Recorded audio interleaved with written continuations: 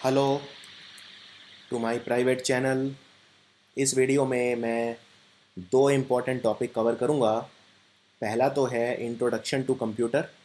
Computer क्या होता है, कितने तरह के होते हैं, कंप्यूटर में क्या क्या चीज़ें होती हैं। और दूसरा इनपुट आउटपुट डिवाइसेस। दोनों ही टॉपिक काफ़ी इंपॉर्टेंट हैं, काफ़ी ज़्यादा क्वेश्चंस इस पे से आते हैं। ये एक थ्योरेटिकल लेक्चर होगा और बहुत जल्दी कंप्यूटर के जो एक्सपेक्टेड क्वेश्चन है उसका वीडियो भी मैं आप तक लेकर आऊँगा प्राइवेट चैनल के ऊपर। कंप्यूटर क्या होता है, एकदम बेसिक से स्टार्ट करते हैं। मैं ये मान लेता हूँ कि आपको कुछ नहीं आता, हालांकि आप कंप्यूटर रोज़ यूज़ करते हैं, लेकिन टेक्निकल चीज़ें थोड़ी सी अलग होती हैं। कंप्यूटर क्या होता है? कंप्यूटर एक man made programmable electronic device है जो इंस्ट्रक्शंस पर काम करता है। ये एक इम्पॉर्टेंट पार्ट है। कंप्यूटर में जो भी कुछ स्टोर होता है वो मेमोरी के रूप में होता है। मेमोरी होती है कंप्यूटर की, स्टोरेज होती है। मैंने एक अलग वीडियो भी बनाया है स्टोरेज एंड मेमोरी, वो आप उसको देख सकते हैं। आपको सब पता चल जाएगा कंप्यूटर में क्या मेमोरी होती है, कितनी मेमोरी होती है, रैंडम एक्सेस मेमोरी क्या होती है, रीड ओनली मेमोरी क्या होती है। वो सब आपको उसमें पता चल जाएगा, तो मैं अपने आप को रिपीट नहीं करूँगा। देखिए, कंप्यूटर इंस्ट्रक्शंस पर काम करता है, खुद से काम नहीं करता, यानी कि स्वचालित नहीं होता।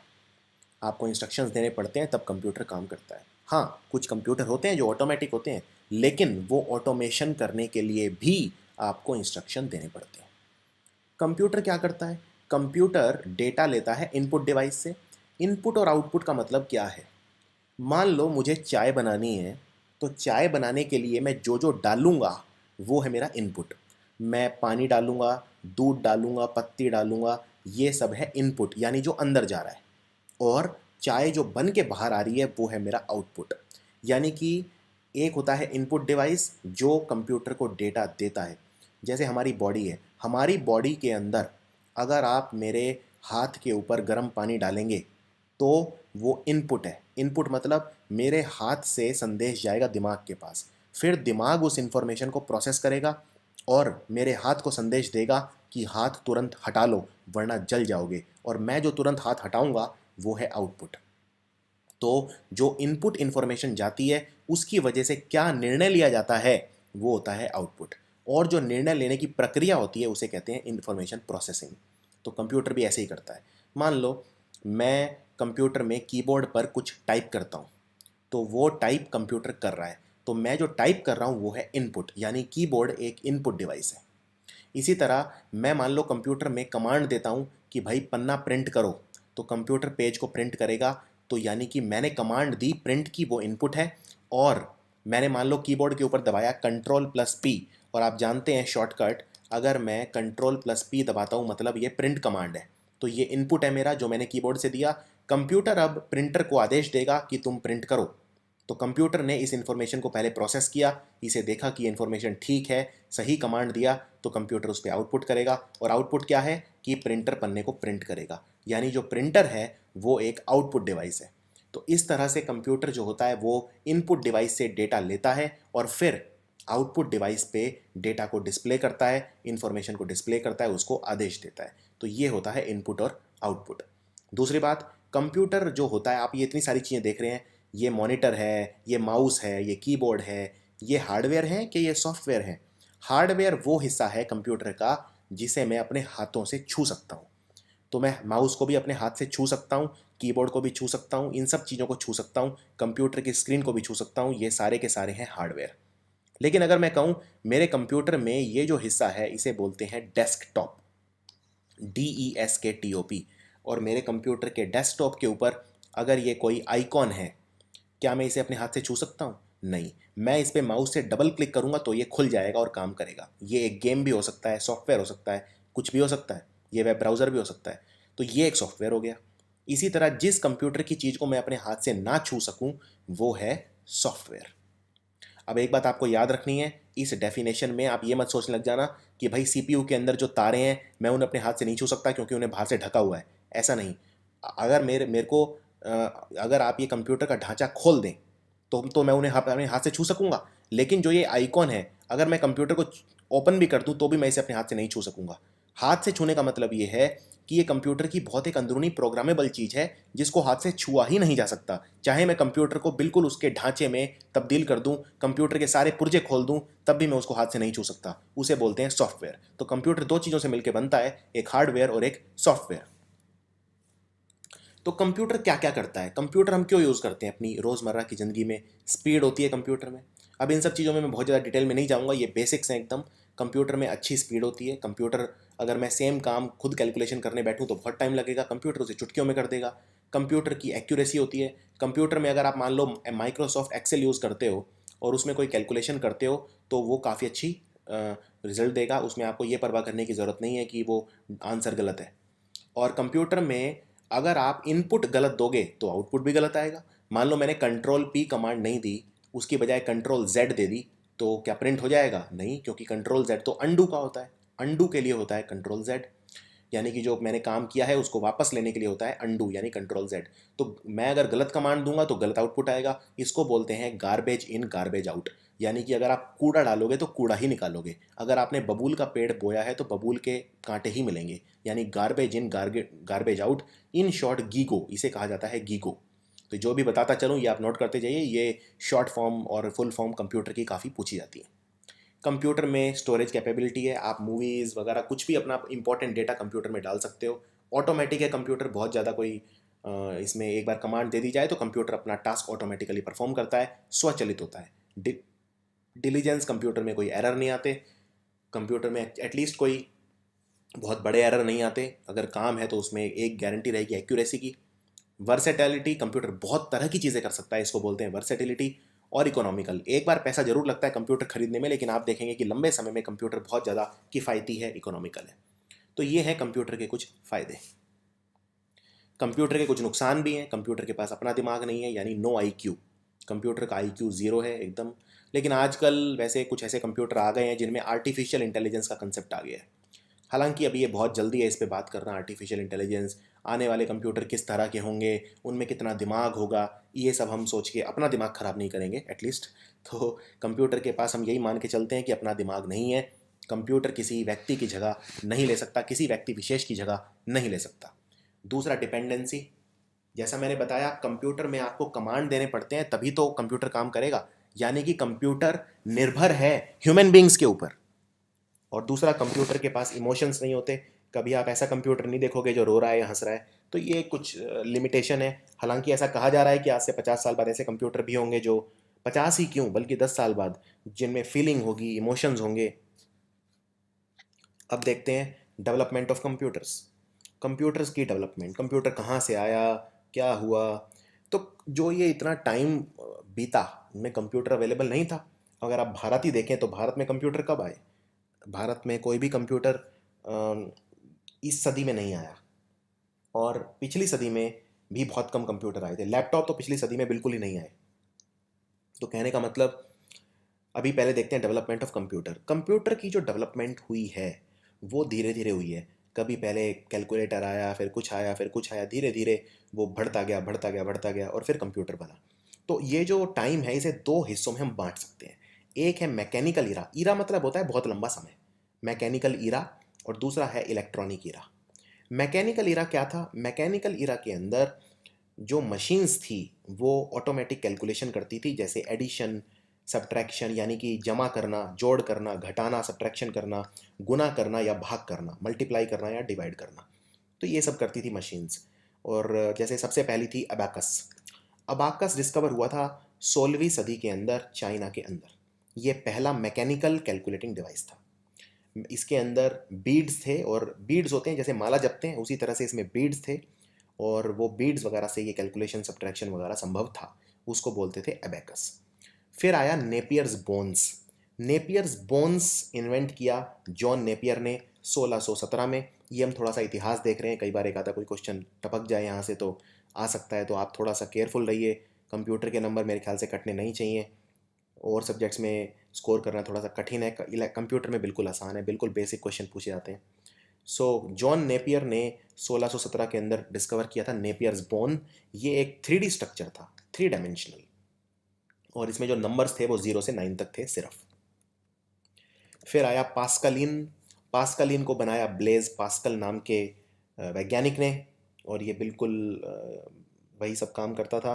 इसमें दो सेट थे जिसमें 6 डायल थे और काउंटर व्हील थे जो डेसिमल नंबर को रिप्रेजेंट करते थे, जो दशमलव होता है उसको भी रिप्रेजेंट करते थे। पास्कल इनके अंदर, ब्लेज पास्कल ने इसको डिस्कवर किया था।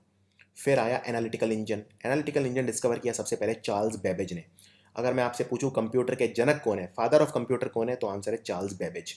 अगर आपसे पूछे भाई कंप्यूटर का किसने आविष्कार किया, आप आंसर मार्क करोगे चार्ल्स बेबेज। हालांकि ये पूर्ण तरह सत्य नहीं है, लेकिन आपके लेवल तक आप मार्क करोगे चार्ल्स बेबेज। तो उसके बाद ये इसने कंस्ट्रक्ट किया डेसिमल काउंटिंग व्हील, और इसकी जो कैपेसिटी थी वो थी 1000 नंबर तक।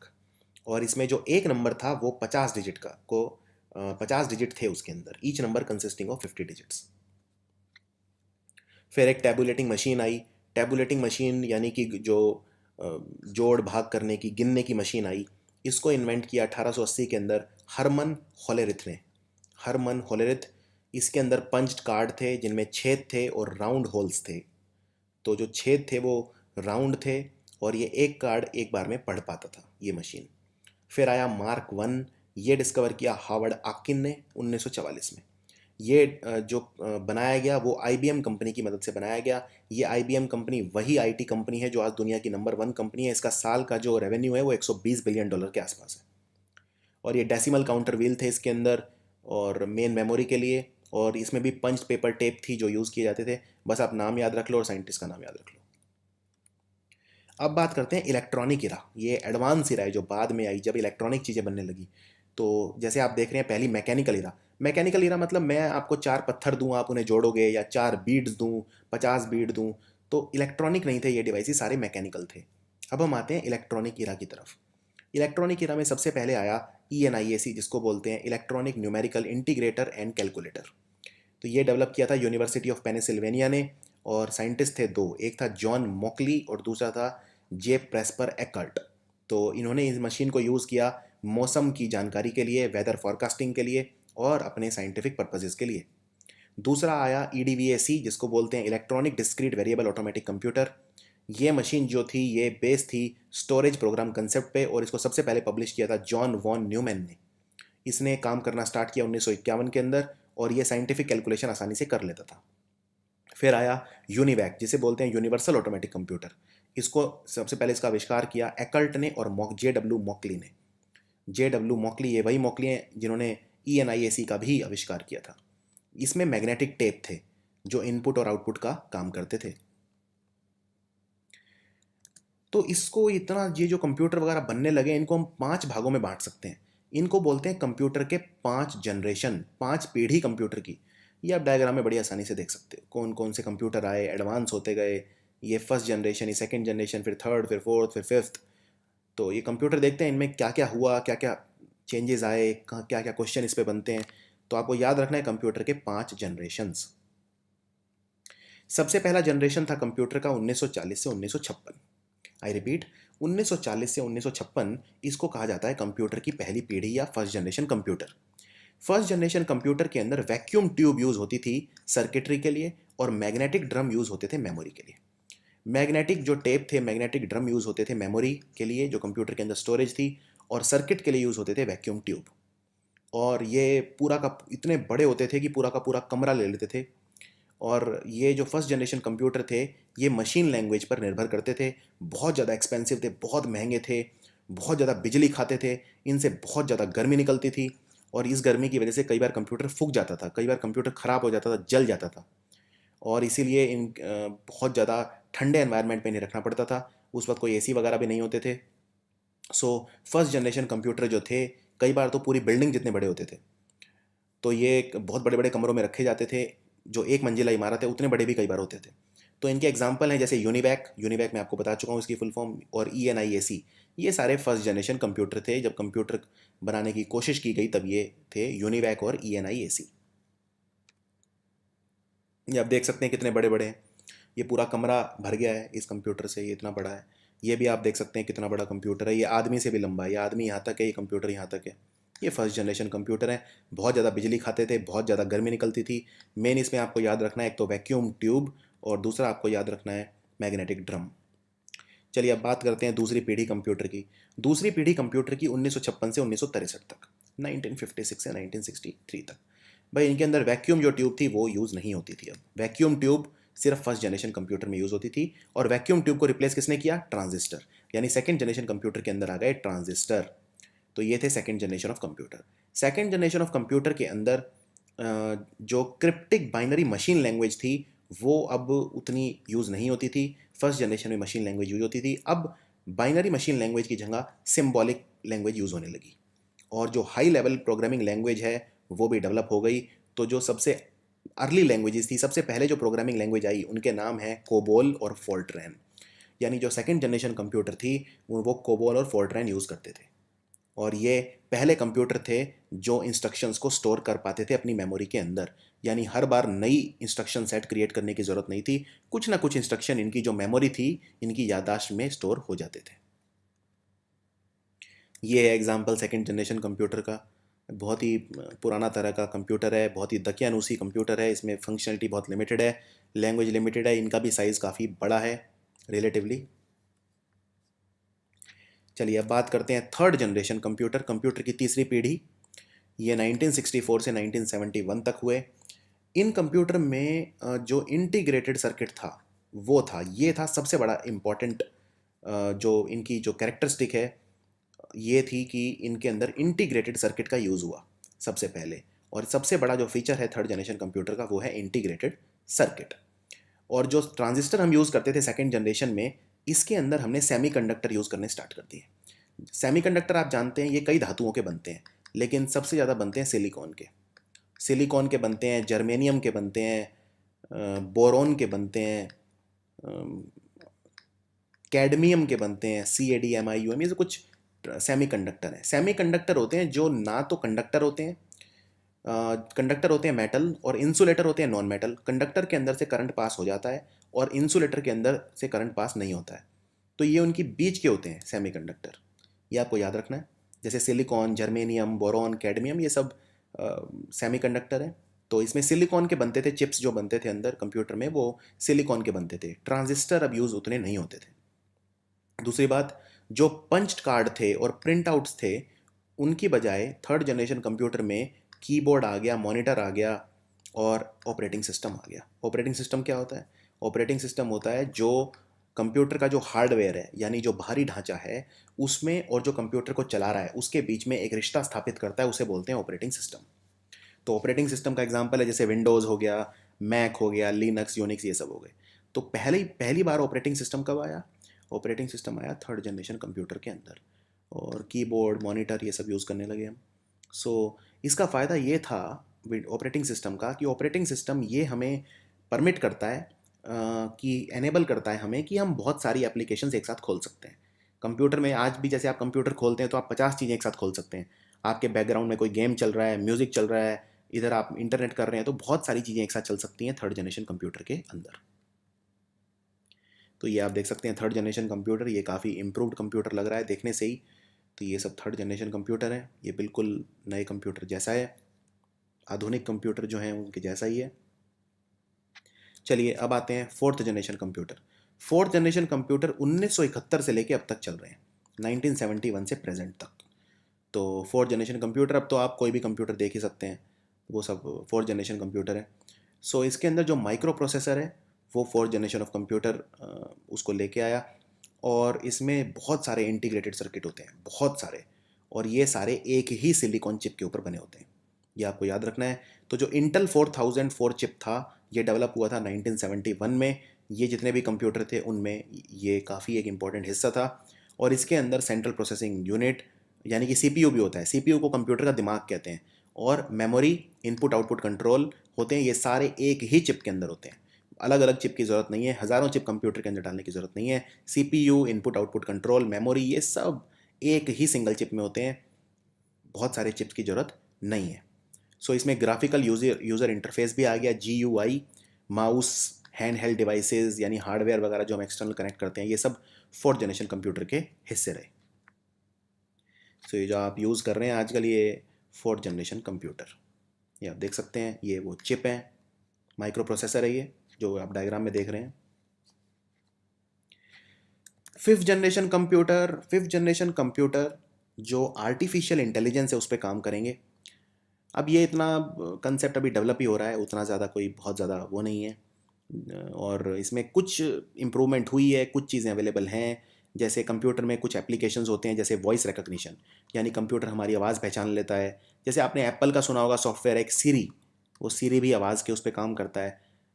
तो आजकल कंप्यूटर में वॉइस रिकग्निशन, फेस रिकग्निशन, ये इस तरह की चीज़ें आ रही हैं, और सुपर कंडक्टर आ रहे हैं। तो इससे आर्टिफिशियल इंटेलिजेंस आने वाले समय में एक रियलिटी हो जाएगी। और फिफ्थ जनरेशन जो कंप्यूटर है वो हमारी जो नेचुरल लैंग्वेज है, यानी जैसे मैं आपको बोल रहा हूँ तो ये मेरी नेचुरल लैंग्वेज है, मेरे को कोई आर्टिफिशियल लैंग्वेज बनाने की ज़रूरत नहीं है, तो उस पर भी काम करेंगे। तो इसमें नेचुरल लैंग्वेज इनपुट पे काम करेंगे, और ये लर्निंग, ये जो कंप्यूटर हैं ये लर्निंग कर पाएंगे जैसे कोई भी ह्यूमन बीइंग कर सकता है। और सेल्फ ऑर्गेनाइजेशन, जो अपना खुद का जो काम है वो खुद कर पाएंगे, सेल्फ ऑर्गेनाइजेशन कर पाएंगे। तो ये कुछ फंक्शनलिटीज़ होंगी फिफ्थ जनरेशन कंप्यूटर की। तो ये जो थोड़ा तो आज भी अवेलेबल है इसमें, लेकिन बहुत ज़्यादा नहीं, और लेकिन फ्यूचर के कंप्यूटर हैं ये फिफ्थ जनरेशन कंप्यूटर। तो ये फिफ्थ जनरेशन कंप्यूटर में कुछ इंप्रूवमेंट होंगे। ये अगेन कुछ ढांचे हैं, ज़रूरी नहीं है ऐसे दिखें ये। सो अगर मैं इसको समअप करूं एक उसमें टेबल के अंदर, तो फर्स्ट जनरेशन कंप्यूटर, सेकंड, ये ईयर आप छोड़ दीजिए, ईयर इंपॉर्टेंट नहीं है ज़्यादा, आप ये देख लीजिए बस। जैसे फर्स्ट जनरेशन कंप्यूटर में क्या था, वैक्यूम ट्यूब थे मेन। सेकंड जनरेशन में ट्रांजिस्टर आ गए। थर्ड वाले में मैग्नेटिक टेप, जिनकी कैपेसिटी बहुत ज़्यादा थी, वो आ गए। फोर्थ वाले के अंदर जो सेमीकंडक्टर थे, magnetic tape with floppy as portable आ गया। और फोर्थ जनरेशन के अंदर जो 1975 से इसमें लिखा है 1988, हालांकि ईयर इंपॉर्टेंट नहीं है, इसमें बहुत सारे जो अलग अलग बुक्स हैं या वो हैं, वो अलग अलग लैंग्वेजेस अलग अलग वैल्यूज़ देती हैं। और फिफ्थ जनरेशन के अंदर जो लार्ज कैपेसिटी हार्ड डिस्क आ गई और ये सब चीज़ें आ गई। इनमें जो सिस्टम के नाम है वो भी हैं, जैसे IBM, पेंटिनम, परम, ये सब फिफ्थ जनरेशन है। और Apple two, VAX, Cray fourth generation. IBM के CDC, PDP, ये सब third generation. Honeywell CDC IBM 7030, ये है सेकंड जनरेशन। और ENIC, EDVAC, TBM, ये सब है फर्स्ट जनरेशन। अब मैं आपको बताता हूँ इस पर क्वेश्चन क्या आता है। क्वेश्चन इस पर यह आता है कि भाई फर्स्ट जनरेशन कंप्यूटर में क्या था, आंसर है वैक्यूम ट्यूब। मैं आपको सिर्फ एक एक वर्ड बता रहा हूँ जो आपको याद रखना है। First generation vacuum tube, second generation transistor, third generation में आपको याद रखना है थर्ड जनरेशन में क्या था, तो आप याद रख सकते हैं थर्ड जनरेशन इज, इसको एक ही वर्ड आपको याद रखना है, इंटीग्रेटेड सर्किट। ये वर्ड आपसे पूछेंगे एग्जाम में, इंटीग्रेटेड सर्किट कहाँ था। इंटीग्रेटेड सर्किट कहाँ था, इंटीग्रेटेड सर्किट था थर्ड जनरेशन। ये जो आप ऊपर देख रहे हैं आईसी, आईसी मतलब इंटीग्रेटेड सर्किट। और फोर्थ जनरेशन अगर आपसे पूछें, बस एक एक शब्द याद रखना है। First generation vacuum tube, second generation transistor, third generation integrated circuit, fourth generation में सिर्फ एक वर्ड याद रख लो, माइक्रो प्रोसेसर, बस। और फिफ्थ जनरेशन में एक वर्ड याद रख लो, आर्टिफिशियल इंटेलिजेंस, दैट्स इट। अगर आपको इतना भी याद है तो आप क्वेश्चन कर दोगे। चलिए आगे बढ़ते हैं। कंप्यूटर कुछ और तरह के भी होते हैं, जैसे सुपर कंप्यूटर। अब ये सुपर कंप्यूटर है, ये आप देख सकते हैं, ये इतने ज़्यादा ताकतवर हैं कि ये इतना डेटा ले सकते हैं कि जिसकी हद नहीं। जैसे फॉर एग्जांपल अगर आप ये सोचिए यूट्यूब, ये यूट्यूब पे मेरा चैनल है, मैंने ही कम से कम 50-60 GB का डेटा डाल रखा है। आप ये सोचिए यूट्यूब पे हर रोज़ कितना GB का डेटा आता होगा, तो वो डेटा कहाँ जाएगा, कहाँ रखेंगे यूट्यूब वाले उसे। हर सेकंड इतने टेराबाइट के वीडियोस अपलोड होते हैं, तो वो डेटा कौन संभालेगा, वो संभालेगा सुपर कंप्यूटर। चलिए सुपर कंप्यूटर के बारे में कुछ बताता हूँ। सुपर कंप्यूटर सबसे पावरफुल और सबसे फास्टेस्ट कंप्यूटर होते हैं जितने भी डिजिटल कंप्यूटर हैं उनमें। ये डिजिटल कंप्यूटर क्या होता है ये मैं आपको बाद में बताऊंगा। डिजिटल और एनालॉग दो तरह के कंप्यूटर होते हैं।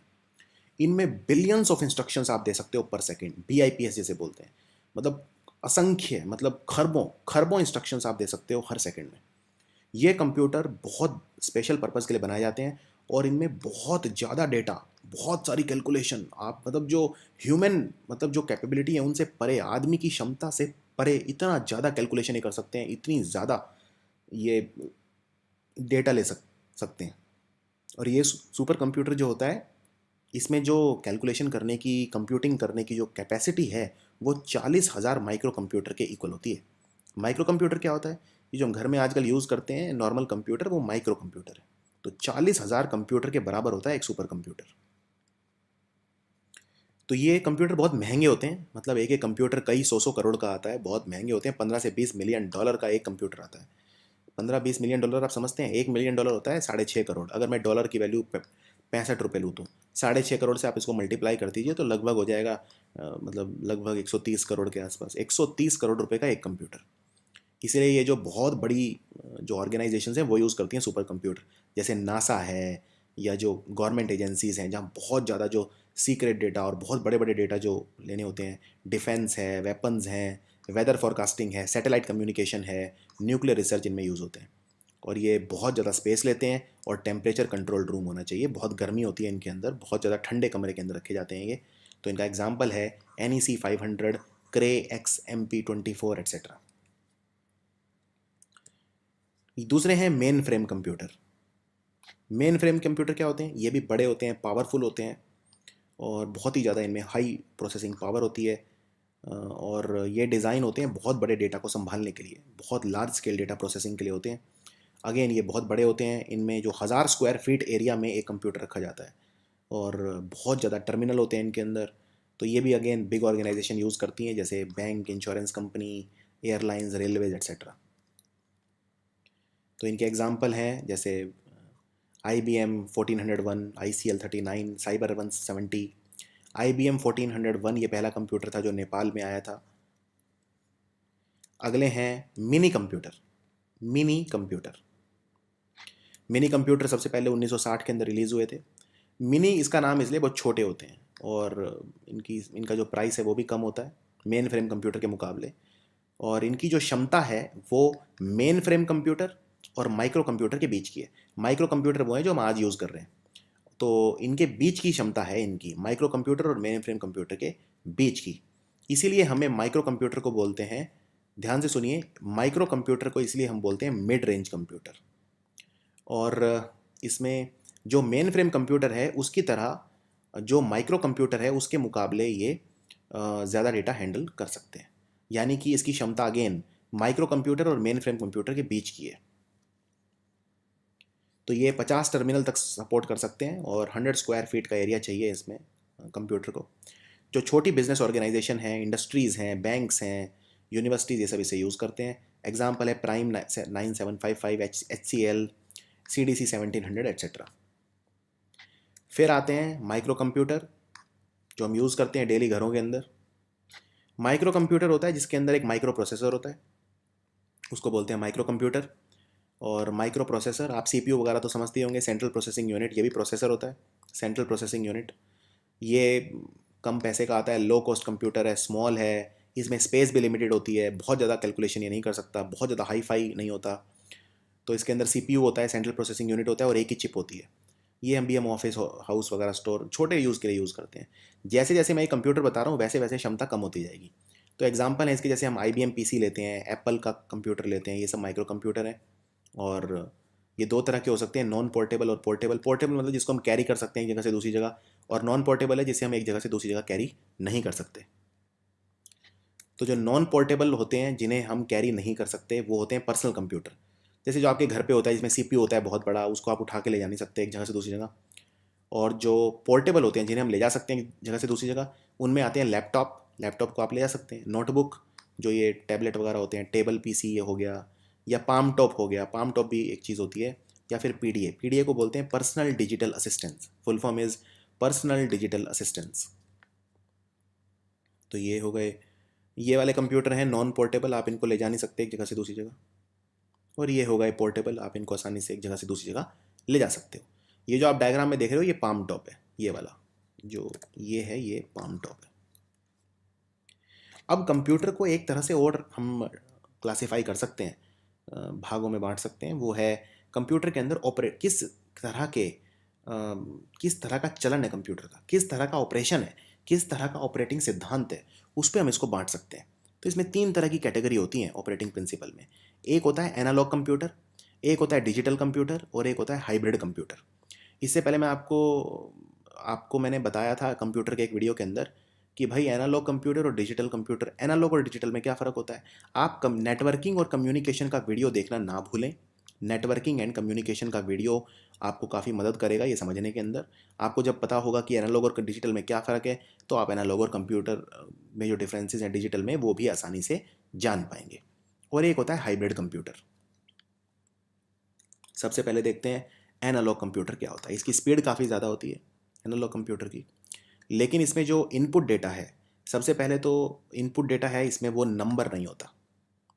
नंबर नहीं होता, इसके अंदर एक फिजिकल क्वांटिटी होती है, जैसे pressure, speed, voltage. Voltage exam में बहुत बार पूछा जाता है, और टेम्परेचर, ये सब फिजिकल क्वांटिटीज़ होती हैं। इनपुट डेटा नंबर नहीं होता। ये बहुत इंपॉर्टेंट पार्ट है एनालॉग कंप्यूटर का। एनालॉग कंप्यूटर के अंदर कंटिन्यूस इन्फॉर्मेशन होती है। ये आप समझ जाएंगे अगर आपने वीडियो देखा है नेटवर्क वाला, network and communication. Continuous information का मतलब क्या होता है? मैंने कहा था जो एनालॉग सिग्नल होता है वो हमेशा लगातार होता है ऐसे, और जो डिजिटल होता है वो डिस्क्रीट होता है। यहाँ होगा, फिर इतने एरिया में नहीं होगा, फिर यहाँ होगा, फिर यहाँ होगा। और डिजिटल जो सिग्नल होता है वो कभी भी नेगेटिव नहीं हो सकता, उसकी मिनिमम वैल्यू जीरो होती है, वो हमेशा पॉजिटिव रहता है। एनालॉग वाला पॉजिटिव भी हो सकता है, जीरो भी हो सकता है, नेगेटिव भी हो सकता है। तो ये फ़र्क है एनालॉग डेटा में और डिजिटल डेटा के अंदर। सो जो एनालॉग कंप्यूटर होता है उसके अंदर एक कंटिन्यूस इन्फॉर्मेशन चलती रहती है, उसको बोलते हैं एनालॉग कंप्यूटर। कंटिन्यूस इन्फॉर्मेशन का मतलब ये है इसकी स्पीड ज़्यादा होगी, लेकिन इसमें जो इनपुट डेटा है वो नंबर नहीं होता।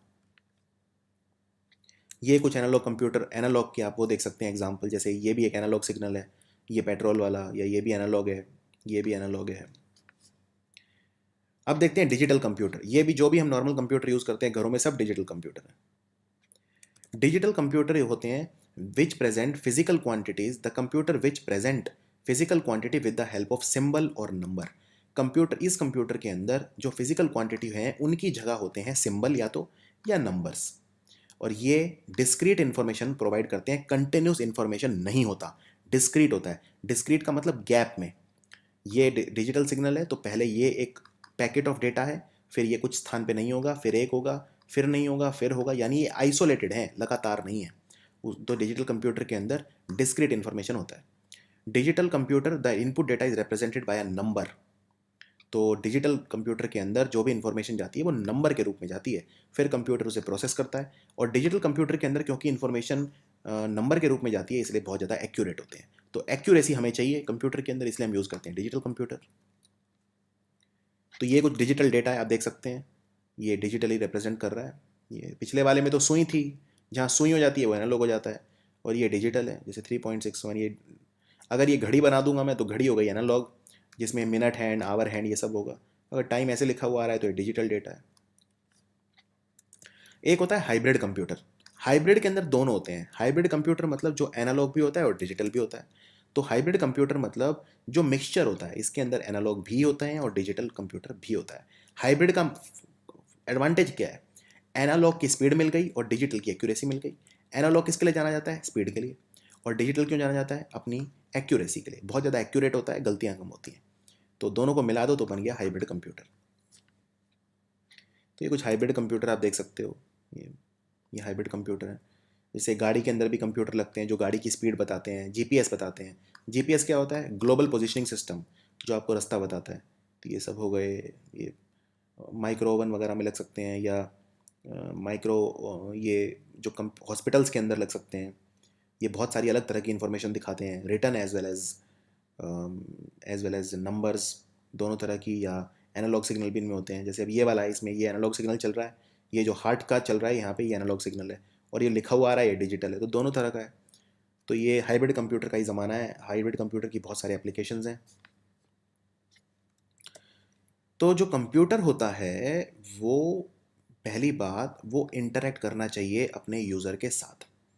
मान लो मैं कंप्यूटर कर रहा हूँ तो कंप्यूटर मेरे साथ बातचीत करे। बातचीत का मतलब ये नहीं है कि फिजिकली बात बोलेगा, कहने का मतलब मेरे से इंटरेक्ट करेगा। अगर कंप्यूटर और मेरे बीच कोई इंटरेक्शन ही नहीं है तो कंप्यूटर पे मैं अपना काम नहीं कर पाऊंगा, मैं अपने टास्क को एकम्प्लिश नहीं कर पाऊंगा।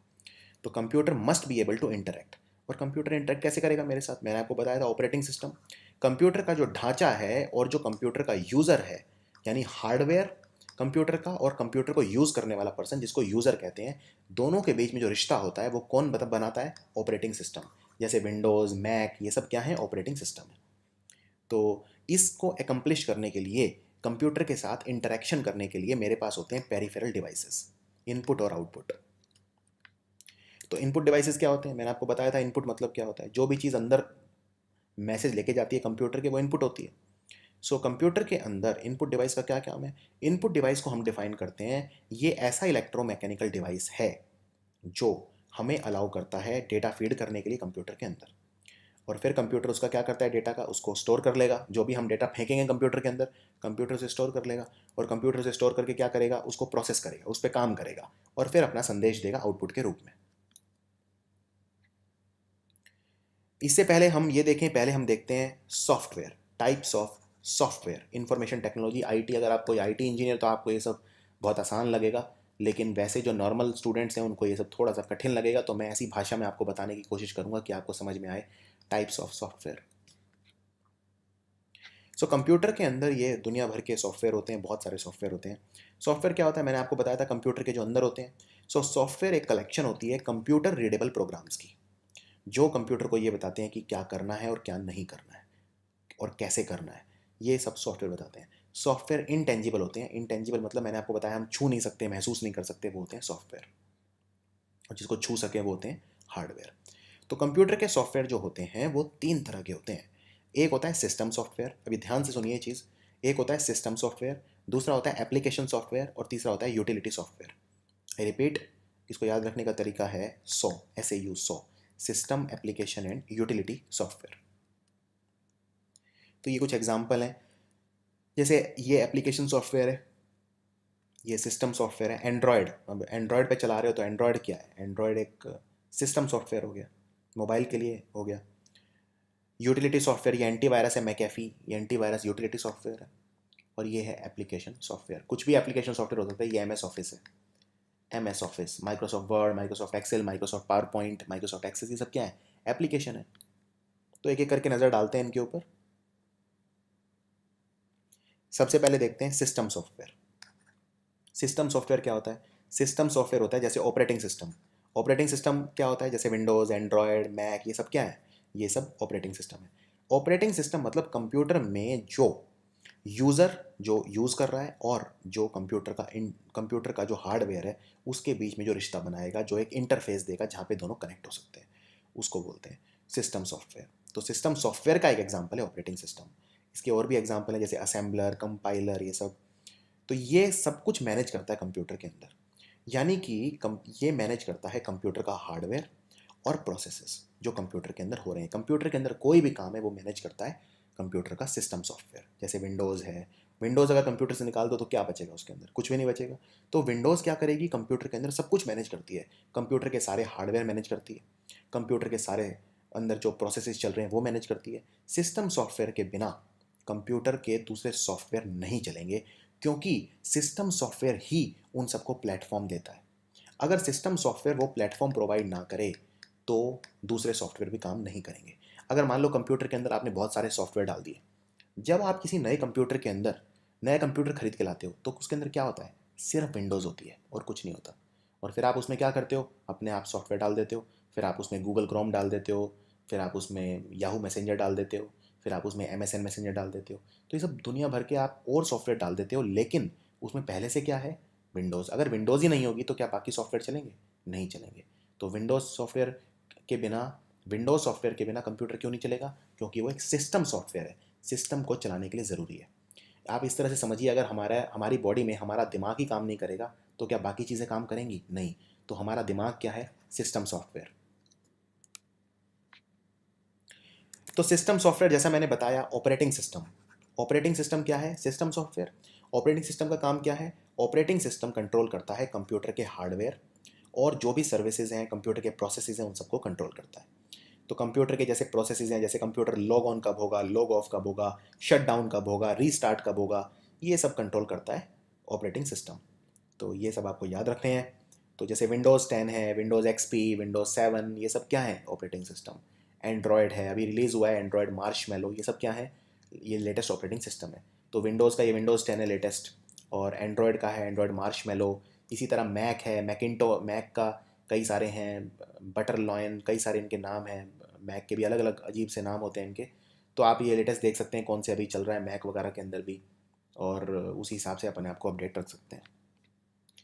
तो ये कुछ हैं ऑपरेटिंग सिस्टम, जैसे विंडोज़ 8, 7, XP वगैरह, ये सब। यूनिक्स है, लिनक्स है, Apple Mac OX, Mac OS X, Macintosh, DOS हो गया, डिस्क ऑपरेटिंग सिस्टम। तो ऑपरेटिंग सिस्टम के काम क्या है? सबसे पहला सबसे इंपॉर्टेंट काम है, ये एक यूज़र इंटरफेस प्रोवाइड करता है। इंटरफेस मतलब कनेक्शन। किसके बीच में कनेक्शन? यूज़र के बीच में और हार्डवेयर के बीच में। फिर प्रोग्राम चलाने में, प्रोग्राम चलाता है ये कंप्यूटर के सारे, दूसरे सॉफ्टवेयर चलाता है। कंप्यूटर में जो भी हार्डवेयर डिवाइस है वो मैनेज करता है, यानी कंप्यूटर के अंदर मैं कोई भी चीज़ कनेक्ट कर रहा हूँ उसको मैनेज करेगा ऑपरेटिंग सिस्टम। और कंप्यूटर में जो फाइल स्टोरेज वगैरह है, जो स्टोरेज करता है कंप्यूटर, उसको ऑर्गेनाइज करेगा। अब कंप्यूटर को रीस्टार्ट वगैरह भी ऑपरेटिंग सिस्टम करता है, शट डाउन भी वही करता है। रीस्टार्ट जब आप कंप्यूटर को करते हो तो दो तरह से कर सकते हो। एक होता है कोल्ड बूट। रीस्टार्ट करने का एक और नाम भी होता है, रीस्टार्ट करने को हम बूटिंग बोलते हैं। Booting, BOOTING, booting. बूटिंग मतलब कंप्यूटर को स्टार्ट करना या रीस्टार्ट करना। अब रीस्टार्ट कर रहा हूँ तो रीबूट कर कह दूंगा मैं उसे। जब आप कंप्यूटर को रीस्टार्ट करते हो तो दो तरह से कर सकते हो। एक, कंप्यूटर को आप स्विच ऑफ कर दो। कंप्यूटर में जो पावर का बटन है उसे दबा के रखो और वो 10-15 सेकंड बाद कंप्यूटर स्विच ऑफ हो जाएगा, फिर स्विच ऑन कर लो। इसको बोलते हैं कोल्ड बूट। एक होता है आप इस पर क्लिक करो विंडोज़ के आइकॉन पे, या जो भी कंप्यूटर आप यूज़ कर रहे हो, मैक है, उसमें आप रीस्टार्ट का कमांड दे दो। तो आप कमांड माउस से क्लिक कर दो, जैसे आप एक ये आ जाएगा, मेन्यू खुल जाएगा, इसमें ऑप्शन होगा रीस्टार्ट, इस पर क्लिक करो। जब आप इस पर क्लिक करोगे तब रीस्टार्ट होगा, उसे बोलते हैं वार्म बूट। दो तरह से रिस्टार्ट कर सकते हो, वार्म बूट और कोल्ड बूट। कोल्ड बूट मतलब कंप्यूटर का पावर ही ऑफ कर दो, अपने आप बंद हो जाएगा, फिर रिस्टार्ट कर लो। और वार्म बूट मतलब आप ऑपरेटिंग सिस्टम से कहो कि कंप्यूटर को रिस्टार्ट करे। और ऑपरेटिंग सिस्टम को कैसे कहोगे? आप उसको कमांड दोगे। तो जब कमांड दोगे तो जो ऑपरेटिंग सिस्टम है वो कंप्यूटर को रिस्टार्ट या रीबूट करेगा। तो ऑपरेटिंग सिस्टम कितने तरह के होते हैं हम ये देखते हैं। सबसे पहले होता है real time operating system. I repeat, real time operating system. Real time operating system जो होता है ये बहुत फास्ट होता है और स्मॉल होता है। ये किसी भी डिवाइस के अंदर बिल्ट होता है, बहुत जल्दी रेस्पॉन्ड करता है, बहुत जल्दी अपना काम करता है। और जो भी हम कमांड देते हैं, इसे इनपुट देते हैं, उस पर बहुत जल्दी काम करता है। जो भी कंप्यूटर को यूज़ कर रहा है, यूज़र को जो भी कमांड देगा उस पर बहुत जल्दी रिस्पॉन्स आएगा इसका। और ये यूज़ होता है MP3 प्लेयर्स वगैरह में, मेडिकल डिवाइसेस के अंदर। इसको बोलते हैं रियल टाइम ऑपरेटिंग सिस्टम। दूसरा होता है single user single tasking operating system. Single task का मतलब होता है वो एक बार में एक ही चीज़ करेगा। अगर मैं इस ऑपरेटिंग सिस्टम के अंदर मान लो मैंने कोई वेबसाइट खोल रखी है तो मैं वेबसाइट पे ही काम करूँगा, साथ साथ में गाने नहीं सुन सकता। यानी एक बार में एक ही टास्क करेगा, इसे बोलते हैं सिंगल यूज़र सिंगल टास्किंग। और सिंगल यूज़र का मतलब क्या है? एक बार में एक ही व्यक्ति इसे यूज़ कर सकता है, one user works on the system. तो सिंगल यूज़र सिंगल टास्किंग में क्या होता है? पहली बात, एक ही यूज़र इसे काम करेगा और एक ही टास्क एक बार में हो सकता है। इसका एग्जांपल है MS-DOS और palm OS। Palm operating system और MS-DOS, ये बहुत इंपॉर्टेंट क्लासिफिकेशन है। और ये उतना पावरफुल नहीं होता, इतना कुछ कर नहीं सकता, और सस्ता आता है, उतना महंगा नहीं है। तो इनएक्सपेंसिव कंप्यूटर पे ये काम करता है, जो छोटे लेवल के कंप्यूटर होते हैं उस पर काम करता है। MS-DOS पे बेस्ड होता है ये। और जो ये स्पेस होती है इनमें काफ़ी कम होती है डिस्क के ऊपर, तो ये काफ़ी कम स्पेस घेरता है डिस्क के ऊपर। इसको बोलते हैं single user single tasking OS। दूसरा होता है सिंगल यूज़र लेकिन मल्टीटास्किंग OS। यानी इस पे एक बार में एक ही यूज़र, एक ही व्यक्ति काम करेगा, लेकिन वो कई सारी चीज़ें एक साथ कर सकता है। तो ये सबसे कॉमन है ऑपरेटिंग सिस्टम जो होता है। इसके दो एग्जांपल हैं, एक ऑपरेटिंग सिस्टम X और दूसरा विंडोज़ XP। और इसमें जो महंगे कंप्यूटर हैं वो इसे यूज़ करते हैं, और थोड़ा सा ये कॉम्प्लेक्स होता है। इसमें आप बहुत सारी चीज़ें एक साथ कर सकते हैं लेकिन एक ही यूज़र काम करेगा। फिर होते हैं मल्टी यूज़र मल्टीटास्किंग, यानी बहुत सारे यूज़र इसे यूज़ कर सकते हैं एक साथ, और मल्टीटास्किंग मतलब बहुत सारी चीज़ें कर सकते हैं। लेकिन इसमें फ़र्क यह है कि जो हर यूज़र है, मान लो इसे 100 लोग यूज़ कर रहे हैं एक साथ, तो हर एक का एकदम यूनिक सेशन होगा। यानी जो वो कंप्यूटर चला रहा है वो एकदम यूनिक सेशन है, वो किसी दूसरे के साथ ओवरलैप नहीं करेगा, किसी दूसरे के साथ मर्ज नहीं करेगा। उसकी जो भी यूज़ करेगा उसका अपना डेटा क्रिएट होगा, जो सेकेंडरी डेटा है वो अपना खुद का क्रिएट करेगा। तो हर एक का एक यूनिक सेशन होता है और कई सारे यूज़र कनेक्ट कर सकते हैं। इसका एग्जांपल है यूनिक्स, लिनक्स और VMS। तो इसमें मेंटेनेंस बहुत आसान होती है, लेकिन इसे एक पावरफुल कंप्यूटर यूज़ करने की इसमें ज़रूरत पड़ती है। तो ये कुछ एग्जांपल हैं मल्टी यूज़र मल्टीटास्किंग के। तो इस डिवाइस के ऊपर ये यूज़र अपना काम कर रहा है, ये वाला अपना काम कर रहा है। अब अगर मान लो पहले वाले ने अपना अलग इंटरनेट चला रखा है और उस पर वो अपना अलग वेबसाइट खोल रहा है, तो वो उसका अपना पर्सनल डेटा है। वो ऐसा नहीं है कि ये दोनों सेम डेटा को शेयर कर रहे हैं। इसका सेशन अलग है, इसका सेशन अलग है। जो यूज़र इंटरफेस होता है, मैंने आपको बताया था, जो यूज़र इंटरफेस होता है वो क्या होता है? एक यूज़र कंप्यूटर के साथ कैसे इंटरेक्ट करता है, कंप्यूटर के हार्डवेयर के साथ, उसे बोलते हैं यूज़र इंटरफेस। तो यूज़र इंटरफेस दो तरह के होते हैं। सबसे कॉमन है ग्राफिकल यूज़र इंटरफेस, जिसे बोलते हैं GUI। Very very important, graphical user interface. Graphical user interface सबसे कॉमन है, ये यूज़ होता है विंडोज़ के अंदर, OS के एक्स के अंदर, जीनोम के अंदर, KDE के अंदर। इसमें जो माउस है वो यूज़ होता है ऑब्जेक्ट्स को कंट्रोल करने के लिए, और जो डेस्कटॉप होता है वो इसमें प्रेजेंट होता है। डेस्कटॉप होता है जो इसमें जो स्क्रीन होती है उसके पीछे का जो हिस्सा होता है, जिसपे आप जो देखते हैं कंप्यूटर की जो स्क्रीन है जिसपे सॉफ्टवेयर वगैरह रखे हुए हैं, वो डेस्कटॉप होता है। और इसमें जो शॉर्टकट्स होते हैं वो प्रोग्राम्स को ओपन करते हैं या डॉक्यूमेंट्स को ओपन करते हैं। तो जो ये आइकॉन्स आप देख रहे हैं इतने सारे, ये आप इन पर डबल क्लिक करेंगे तो डॉक्यूमेंट खुल जाएगा। और जो ओपन डॉक्यूमेंट्स होते हैं उनमें एडिशनल ऑब्जेक्ट्स भी होते हैं। टास्क स्विच आप कर सकते हैं, बहुत सारी चीज़ें अगर खुली हुई हैं तो आप एक चीज़ से दूसरी चीज़ खोल सकते हैं। कई सारी, मान लो 4 चीज़ें खुली हुई हैं तो आप उनके बीच में टास्क को स्विच कर सकते हैं। और इनमें आप डायलॉग बॉक्सेस जो होते हैं वो अलाउ करते हैं डायरेक्टेड इनपुट, कोई भी आप इनपुट इसमें दे सकते हैं डायलॉग बॉक्सेस के थ्रू। तो इसको बोलते हैं graphical user interface, very very important. तो ये जैसे एक एग्जांपल है ग्राफिकल यूज़र इंटरफेस का। मैंने ये माइक्रोसॉफ्ट वर्ड खोला हुआ है, इसमें मैं ये सब टाइप कर रहा हूँ और इसके अंदर मैं ये इनपुट दे रहा हूँ, और इसके अंदर ये देखिए माउस से मैं कंट्रोल कर रहा हूँ। माउस से कमांड जा रही है, माउस से नहीं जाएगी तो ट्रैक पैड से जाएगी। तो इसको बोलते हैं ग्राफिकल यूज़र इंटरफेस। तो इसके अंदर जैसे एक होता है कमांड लाइन इंटरफेस, दूसरे तरह का, पहले तरह का था GUI, दूसरे तरह का है CLI। CLI मतलब कमांड लाइन इंटरफेस। ये पुराने तरह का इंटरफेस है, ये पुराने तरह के इंटरफेस है, और इसे यूज़ करते हैं DOS, लिनक्स और यूनिक्स। Very very important. इसमें जो यूज़र है वो सारी जितनी भी कमांड्स हैं उसको याद रखनी पड़ती हैं। तो user must remember all the commands.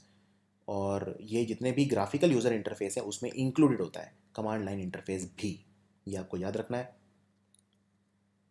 सो ये एक एग्जांपल है कमांड लाइन इंटरफेस का। आप ये डॉस खोलेंगे, डॉस के अंदर कमांड देंगे। आपने, आई एम श्योर, ये जो पुराने तरह के कंप्यूटर थे उसमें ये सब यूज़ किया होगा। इसको बोलते हैं MS-DOS। नेक्स्ट, तो पहले तरह के सॉफ्टवेयर कौन से थे? System software. आई रिपीट, मैंने आपको 3 तरह के सॉफ्टवेयर बताए थे। एक थे सिस्टम सॉफ्टवेयर, एक थे एप्लीकेशन सॉफ्टवेयर और एक थे यूटिलिटी सॉफ्टवेयर। तो सिस्टम सॉफ्टवेयर मैं कवर कर चुका हूँ। सिस्टम सॉफ्टवेयर के अंदर होते हैं ऑपरेटिंग सिस्टम, और कितने तरह के ऑपरेटिंग सिस्टम होते हैं, उनकी क्या क्या क्लासिफिकेशन होती है, वो सब मैं आपको बता चुका हूँ। अब मैं आपको बताऊंगा दूसरे तरह के सॉफ्टवेयर जिनको बोलते हैं एप्लीकेशन सॉफ्टवेयर। एप्लीकेशन सॉफ्टवेयर कुछ नहीं है, एप्लीकेशन सॉफ्टवेयर होते हैं कंप्यूटर के अंदर कोई भी ऐसा सॉफ्टवेयर जिसका एक खास काम है। कंप्यूटर ऐसा नहीं है इनके बिना नहीं चल सकता, कंप्यूटर इनके बिना बिल्कुल चल सकता है। जैसे मान लो मुझे कंप्यूटर में गाना सुनना है तो मैंने VLC प्लेयर डाउनलोड कर लिया, इसका एक खास काम है। स्काइप पे मुझे किसी से बात करनी है दूर दराज तो मैं स्काइप डाउनलोड कर लूँगा। ये सब एप्लीकेशन सॉफ्टवेयर है। बेसिकली कंप्यूटर में आप जो भी डालते हो सॉफ्टवेयर, विंडोज़ को छोड़ के, जो ऑपरेटिंग सिस्टम को छोड़ के, कंपाइलर्स और असेंबलर को छोड़ के, वो सारे एप्लीकेशन सॉफ्टवेयर हैं। तो जितने भी वर्ड प्रोसेसर हैं, स्प्रेडशीट है, एक्सेल, माइक्रोसॉफ्ट पावर पॉइंट, कुछ भी कंप्यूटर में, वो सब एप्लीकेशन सॉफ्टवेयर है। इनको चलाने के लिए ये ज़रूरी है कि कंप्यूटर के अंदर एक ऑपरेटिंग सिस्टम होना चाहिए, यानी कि एक सिस्टम सॉफ्टवेयर होना चाहिए। सिस्टम सॉफ्टवेयर नहीं होगा तो ये भी नहीं चलेंगे। तो फॉर एग्जांपल माइक्रोसॉफ्ट ऑफिस है, इन सब के काम बहुत सारे हैं। स्प्रेडशीट क्रिएट करनी है, डॉक्यूमेंट बनाने हैं, ऑफिशियल काम है, अलग अलग चीज़ हैं इनके अंदर। ये जैसे माइक्रोसॉफ्ट एक्सेल हो गया, डेटा एनालाइज के लिए यूज़ होता है। तीसरे तरह के सॉफ्टवेयर होते हैं यूटिलिटी सॉफ्टवेयर, यानी कि मैंने अब सिस्टम सॉफ्टवेयर भी कवर कर लिए, मैंने एप्लीकेशन सॉफ्टवेयर भी कवर कर लिए, अब है यूटिलिटी सॉफ्टवेयर। देखिए यूटिलिटी सॉफ्टवेयर क्या होते हैं, थोड़ा सा समझना थोड़ा सा कठिन है, लेकिन कोशिश करिए समझने।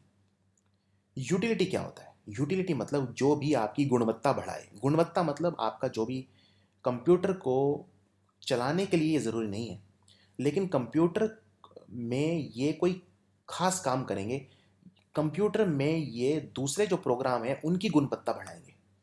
कंप्यूटर सही तरीके से काम करता रहे उसके लिए ज़रूरी है। फॉर एग्जांपल, ध्यान से सुनिए, कंप्यूटर में मैंने विंडोज़ डाल दी, यानी कि सिस्टम सॉफ्टवेयर डाल दिया। अब इसने मुझे ये अलाउ कर दिया कि मैं एप्लीकेशन सॉफ्टवेयर भी डाल सकूं, यानी कि मैंने MS एक्सेल डाल दिया। लेकिन MS एक्सेल में अगर वायरस आ गया तो क्या चलेगा? नहीं, नहीं चलेगा। यानी MS एक्सेल ढंग से काम करे, यानी कंप्यूटर के जो एप्लीकेशन सॉफ्टवेयर हैं और सिस्टम सॉफ्टवेयर हैं वो ढंग से काम करें, इसके लिए ज़रूरी है यूटिलिटी सॉफ्टवेयर। यूटिलिटी सॉफ्टवेयर क्या होते हैं? यूटिलिटी सॉफ्टवेयर वो प्रोग्राम होते हैं इनके अंदर जो डिज़ाइन इस तरह से होते हैं कि कंप्यूटर की मेंटेनेंस के लिए ज़रूरी होते हैं, यानी कंप्यूटर के अंदर बाकी चीज़ें ढंग से काम करें, इसके लिए होते हैं यूटिलिटी सॉफ्टवेयर। जैसे एंटीवायरस आपने डाल दिया। अब एंटीवायरस का कोई खास काम नहीं है कंप्यूटर के अंदर, ऐसा नहीं है आप इसको डॉक्यूमेंट बनाने के लिए यूज़ कर रहे हो या कोई और काम के लिए, गाने सुनने के लिए यूज़ कर रहे हो। लेकिन आपका गाने की जो फाइल है उसमें अगर वायरस है तो क्या वो चलेगा गाना? नहीं चलेगा। यानी कि बाकी चीज़ें ढंग से काम करें उसके लिए होते हैं यूटिलिटी सॉफ्टवेयर। जैसे डिस्क फ्रेगमेंटर है। डिस्क फ्रेगमेंटर क्या होता है? आपके कंप्यूटर की जो हार्ड डिस्क होती है उसको ये कई भागों में विभाजित कर देता है। या फायरवॉल है। फायरवॉल क्या करता है? फायरवॉल आपका जो नेटवर्क सिक्योरिटी है उसे प्रोवाइड करता है। आपके नेटवर्क पे जो ट्रैफिक आ रहा है और जा रहा है उसको कंट्रोल करता है फायरवॉल। तो ये सब है यूटिलिटी सॉफ्टवेयर। अब बात करते हैं इनपुट आउटपुट की। मैंने आपको बताया था इनपुट आउटपुट, और बीच में मैंने सॉफ्टवेयर स्टार्ट कर दिए थे। इनपुट क्या होता है? कंप्यूटर के अंदर जो इन्फॉर्मेशन जाती है वो इनपुट होती है, कंप्यूटर के अंदर से बाहर आती है वो आउटपुट होती है। तो जो इनपुट डिवाइसेज हैं वो इतने सारे तरह के होते हैं, सबको मैं डिटेल में करूँगा डिस्कस। पहले सुन लीजिए। सबसे पहले होता है कीबोर्ड। कीबोर्ड इनपुट क्यों है? कीबोर्ड पे जो भी मैं टाइप करूंगा वो कंप्यूटर के अंदर जाएगा। कंप्यूटर कीबोर्ड को कोई संदेश नहीं दे सकता, कीबोर्ड कंप्यूटर को संदेश दे सकता है। फिर हो गए पॉइंटिंग डिवाइसेस, जैसे माउस है।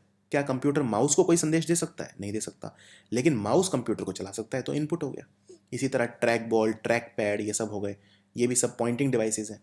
फिर hand held device. Pointing device मतलब जैसे ये जो मैं यूज़ कर रहा हूँ लिखने के लिए, मान लो मैं ये लिख रहा हूँ गौरव, तो ये पॉइंटिंग डिवाइस है। मैं ये जो एरो यूज़ कर रहा हूँ ये पॉइंटिंग डिवाइस है। मैं इस वक्त ट्रैक पैड यूज़ कर रहा हूँ। दूसरा हो गया hand held device. Hand held device मतलब जो कंप्यूटर में आप यूज़ करते हैं, जैसे पेन हो गया। ये जो मैं लिख रहा हूँ ये पेन से लिख रहा हूँ, डिजिटल पेन से लिख रहा हूँ। जॉयस्टिक हो गया जो गेम वगैरह खेलने के लिए यूज़ होता है। टच स्क्रीन हो गया। आप टच स्क्रीन अगर कंप्यूटर में नहीं है तो आप कैसे काम करेंगे? अब जो मैं ये बना रहा हूँ, ये ड्राइंग्स वगैरह, ये कैसे बना रहा हूँ? कंप्यूटर की स्क्रीन पे बना रहा हूँ, लेकिन क्या मैं स्क्रीन पे फिंगर टच कर रहा हूँ? नहीं, क्योंकि मेरे कंप्यूटर की स्क्रीन जो है वो इनपुट डिवाइस नहीं है। तो मैं यूज़ कर रहा हूँ पेन, एक्सटर्नल पेन। मैं कंप्यूटर के अंदर एक यूएसबी पेन लगा रहा हूँ जिससे मैं ये लिख पा रहा हूँ। और ग्राफिक टैबलेट जो होते हैं ये सब क्या हैं? Input devices. फिर होते हैं ऑप्टिकल डिवाइसेस। ऑप्टिकल डिवाइस के अंदर आ गया बार कोड रीडर, आ गया स्कैनर, आ गया MICR, OCR, OMR, smart card reader, biometric sensor, ये सब आ गए। फिर आ गए ऑप्टिकल डिवाइसेस के अंदर एक और, जैसे माइक्रोफोन आ गया, कंप्यूटर के अंदर कुछ बोलना है आपको। वेब कैम आ गया, कंप्यूटर के अंदर आपको वीडियो आपका लेके जाएगा। तो ये सब इनपुट डिवाइसेस हैं। तो एक एक करके देखते हैं इनपुट डिवाइस। सबसे पहले कीबोर्ड आ गया। तो कीबोर्ड सबसे कॉमन और सबसे ज़्यादा सिंपल इनपुट डिवाइस है। कीबोर्ड का काम क्या है आप सब जानते हैं। कीबोर्ड जो है इसने जो ट्रेडिशनल टाइपराइटर था उसे रिप्लेस कर लिया था। और इसमें टाइपराइटर और कीबोर्ड में क्या फ़र्क है? टाइपराइटर से भी आप टाइप कर सकते हो, कीबोर्ड से भी टाइप कर सकते हो। फ़र्क ये है कीबोर्ड के अंदर फंक्शन ज़्यादा होते हैं टाइपराइटर से। तो इसके अंदर आप कीबोर्ड से आप टाइप कर सकते हो, शॉर्टकट्स कर सकते हो, इवन आप इसमें रीस्टार्ट भी कर सकते हो। आप अगर अपने कंप्यूटर में दबाएंगे alt plus control plus delete, ये क्वेश्चन कई बार आता है तो इसको ध्यान से सुन लीजिए। ऑल्ट की दबाओ, कंट्रोल की दबाओ और डिलीट की दबाओ। तो ये क्या करेगी, आपके जितने भी प्रोग्राम्स हैं इससे आप उनको क्लोज कर सकते हो और रीस्टार्ट भी कर सकते हो। I repeat, alt plus control plus delete, तीनों की एक साथ दबाओगे तो कंप्यूटर रीस्टार्ट किया जा सकता है। यानी कि बहुत सारी चीज़ें की जा सकती हैं इसकी मदद से। कुछ लोग गेम्स खेलते हैं कीबोर्ड से। अब तो वैसे जॉयस्टिक और इसका माउस का ज़माना है, लेकिन कीबोर्ड से भी गेम्स खेले जाते हैं। अब जो की हैं ये भी बहुत तरह की होती हैं। अल्फ़ाबेट की होती हैं, डिजिटल की, स्पेशल की, फंक्शन की, enter, home page up, page down, tab, back space, shift, control, alt, Windows की, बहुत सारी कीज़ होती हैं कंप्यूटर के ऊपर। तो एक एक करके देखते हैं कीबोर्ड के ऊपर जो भी कीज़ होती हैं किस तरह की होती हैं। ऐसा होता है कीबोर्ड। तो ये शिफ्ट की जब आप दबाते हैं तो कैपिटल लेटर कर सकते हैं। अब आप ये क्यू टाइप करेंगे तो क्यू छोटा आएगा, लेकिन शिफ्ट दबा के करेंगे तो कैपिटल आ जाएगा। तो दो तरीके हैं, या तो कैप्स लॉक दबा दो, कैप्स लॉक दबाओगे तो भी कैपिटल लेटर यूज़ होंगे, बड़े लेटर यूज़ होंगे, छोटे यूज़ नहीं होंगे। या फिर शिफ्ट दबा के कोई भी चीज़ लिखो। तो शिफ्ट की का काम क्या है? शिफ्ट की का काम है लेटर्स को कैपिटलाइज करना। और शिफ्ट की जो है ये और भी कामों के लिए यूज़ होती है।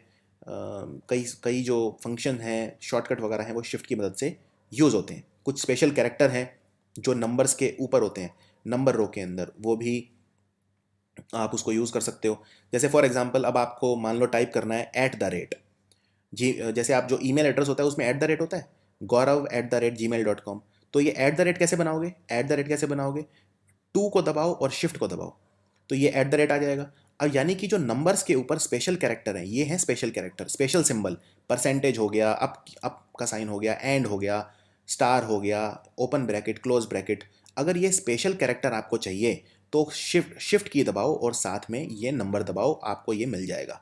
तो शिफ्ट प्लस 2 दबाओगे तो ये आ जाएगा @ शिफ्ट प्लस 3 दबाओगे तो ये आ जाएगा हैश, शिफ्ट प्लस 4 दबाओगे तो डॉलर का साइन आ जाएगा, शिफ्ट प्लस 5 तो परसेंटेज आ जाएगा। इस तरह से शिफ्ट की का काम क्या है, एक तो कैपिटलाइज करना लेटर को, और दूसरा क्या करना, दूसरा नंबर्स के ऊपर जो स्पेशल कैरेक्टर हैं उन्हें इंसर्ट करना।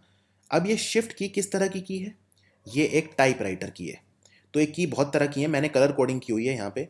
जैसे जो हरे रंग वाली ये हैं, ये कर्सर की हैं। कर्सर मतलब ऊपर नीचे आगे पीछे, ये कर्सर की हैं। ये जो साइड में हैं ये हैं, इन्हें बोलते हैं न्यूमेरिक कीपैड।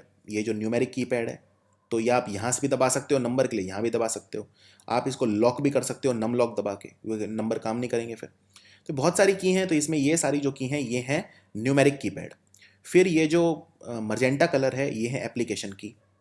फिर इसमें ये है एंटर की, 2 एंटर की होती हैं, एक तो ये बड़े वाली एंटर की होती है और एक ये छोटे वाली साइड में होती है एंटर की, आप कोई भी दबा सकते हो।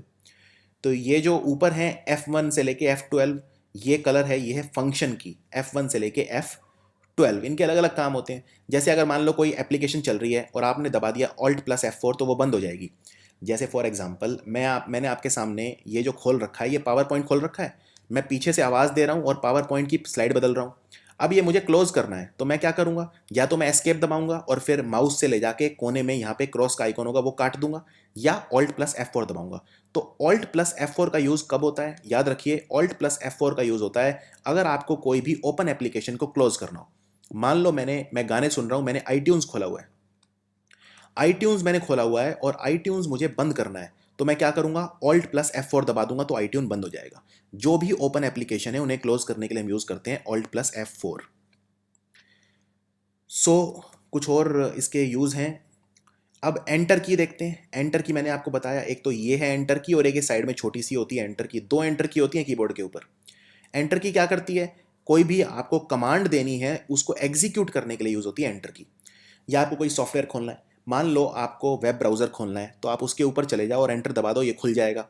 या फिर अगर टाइप कर रहे हो तो टाइप में अगली लाइन में जाना है तो आप यूज़ करेंगे एंटर की, अगली लाइन में आप पहुँच जाएंगे। तो ये काम है एंटर की का।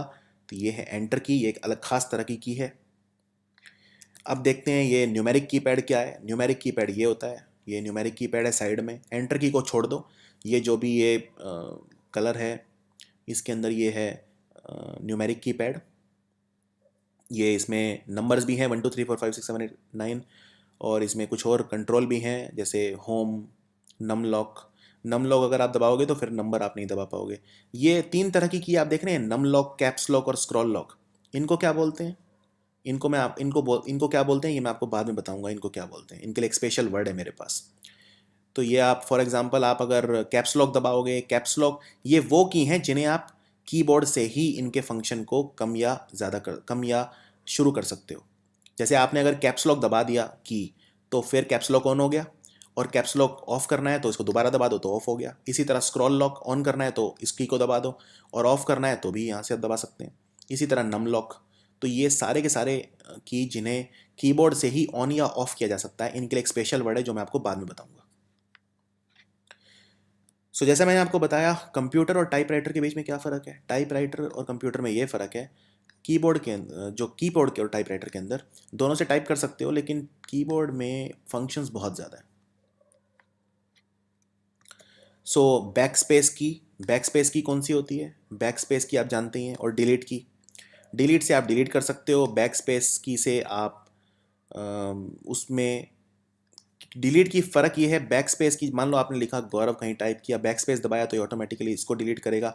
डिलीट से आपको पहले वो पार्ट सिलेक्ट करना पड़ेगा, और डिलीट की से आप कोई फाइल भी डिलीट कर सकते हो विंडोज़ के अंदर। जैसे अगर कोई फाइल है आपको डिलीट करनी है तो आप उसको सिलेक्ट करो और डिलीट बटन दबा दो, रिसाइकल बिन के अंदर वो चली जाएगी। तो ये फंक्शन है डिलीट के। फिर होती है मॉडिफायर की। ये क्वेश्चन बहुत बार एग्जाम में आता है, मॉडिफायर की क्या होती है। जैसे ऑल्ट की, कंट्रोल की और शिफ्ट की, इनको बोलते हैं मॉडिफायर की। मॉडिफायर क्यों बोलते हैं, क्योंकि ये दूसरी कीज़ के साथ हम यूज़ करते हैं इनका काम करने के लिए। जैसे मैंने आपको बताया, अगर मुझे कुछ क्लोज करना हो कंप्यूटर में तो मैं क्या यूज़ करूंगा, ऑल्ट प्लस F4। यानी ऑल्ट का इस्तेमाल मैंने किसके साथ किया, F4 के साथ तब काम की, अकेले में काम नहीं की। इसी तरह कंट्रोल की जो की है ये खुद भी काम कर सकती है, लेकिन ज़्यादातर ये दूसरी कीज़ के साथ काम करती हैं कुछ स्पेसिफिक कंप्यूटर के काम करने के लिए या शॉर्टकट्स के लिए। जैसे अगर मुझे फाइल बंद करनी है तो मैं फाइल को एस्केप करूँगा फिर क्लोज करूँगा, उसकी बजाय मेरे पास शॉर्टकट है Alt+F4, दोनों की को एक साथ दबा दूंगा तो ये हो गया मॉडिफायर की। ऑल्ट, कंट्रोल और शिफ्ट इनको कहा जाता है मॉडिफायर की, क्योंकि ये दूसरी कीज़ के साथ हम यूज़ करते हैं। और मैंने आपको बताया था रीस्टार्ट करने के लिए हम क्या यूज़ करेंगे, alt plus control plus delete. ये आपको बिल्कुल नहीं भूलना है, alt plus control plus delete. तो ये ऊपर हो गई फंक्शन की। फंक्शन की कहाँ होती है, ये F1 से लेके F12 ये सारी हैं फंक्शन की। F1, F2, F3, F4 इनके अलग अलग काम होते हैं सबके। जैसे मैंने अभी आपको बताया था Alt+F4, इसी तरह इन सब कीज़ के अपने अपने काम होते हैं।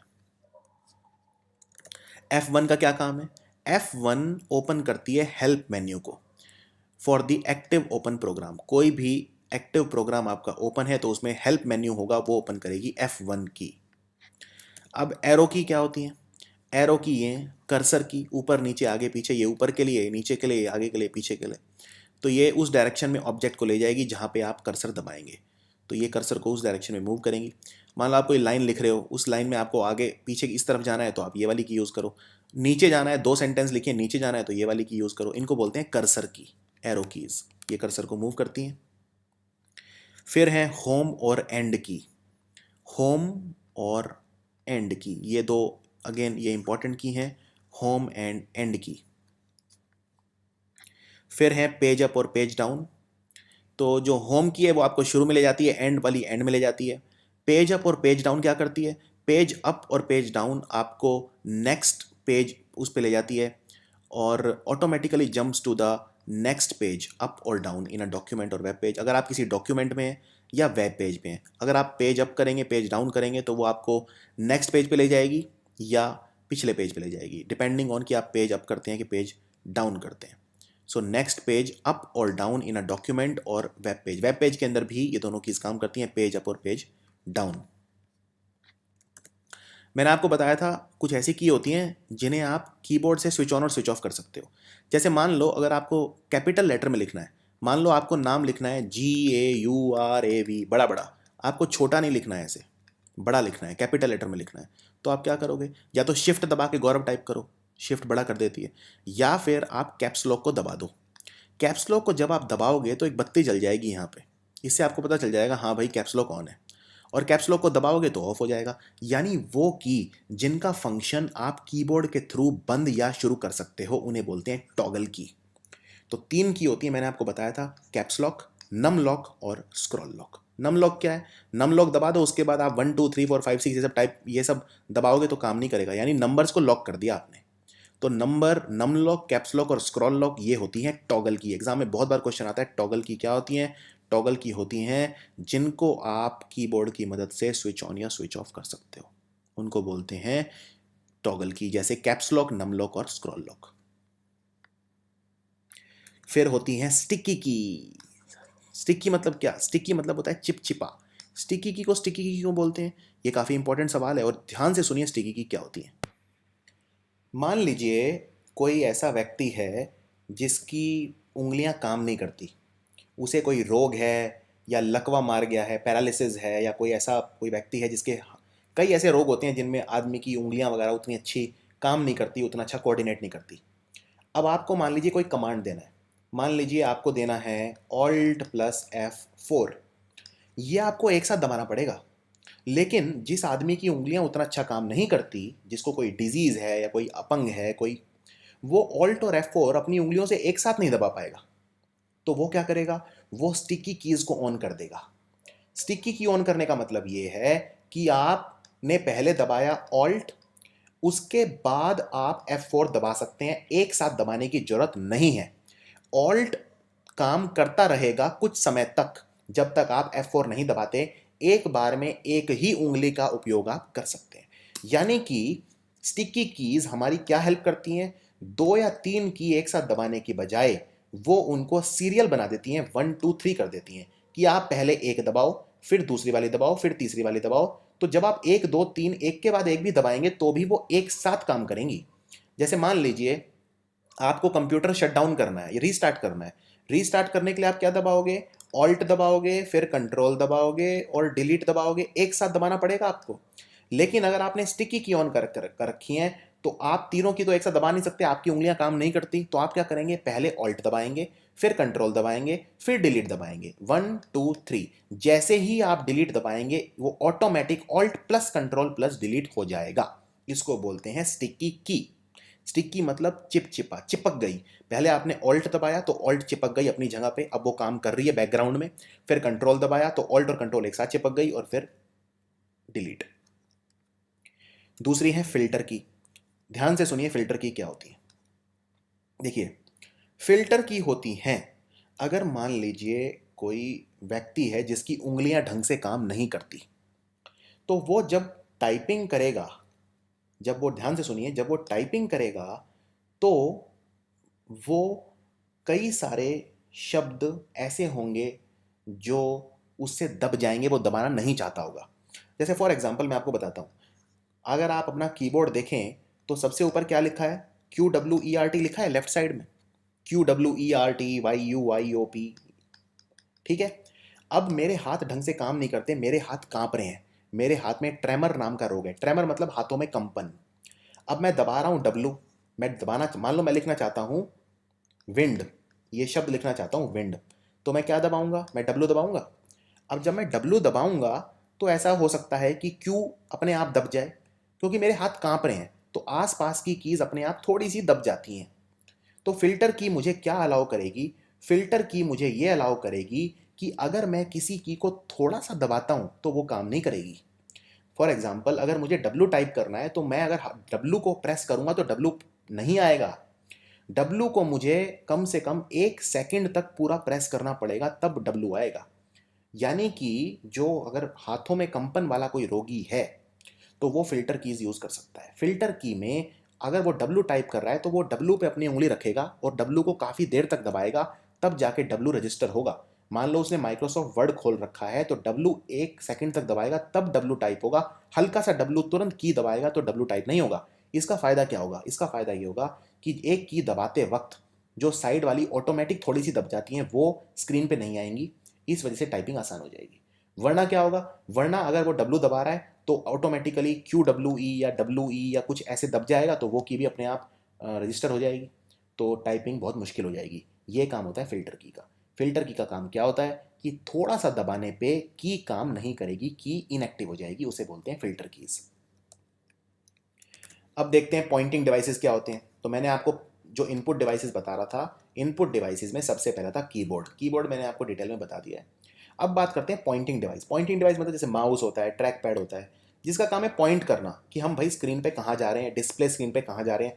और आप जानते हैं जो ग्राफिकल यूजर इंटरफेस होता है जो हम यूज़ करते हैं, उसके अंदर पॉइंटर सबसे इंपॉर्टेंट होता है, क्योंकि उसमें सारा काम हम पॉइंटर से ही करते हैं। अब ये बात अलग है कि आप कीबोर्ड यूज़ करना चाहें, माउस यूज़ ना करना चाहें, आप ट्रैक पैड यूज़ करना चाहें, तो वो आपकी मर्जी है। तो पॉइंटिंग डिवाइस क्या होते हैं, पॉइंटिंग डिवाइस एक पॉइंट होता है, जैसे माउस है, जो एक आइटम को सिलेक्ट करते हैं स्क्रीन के ऊपर।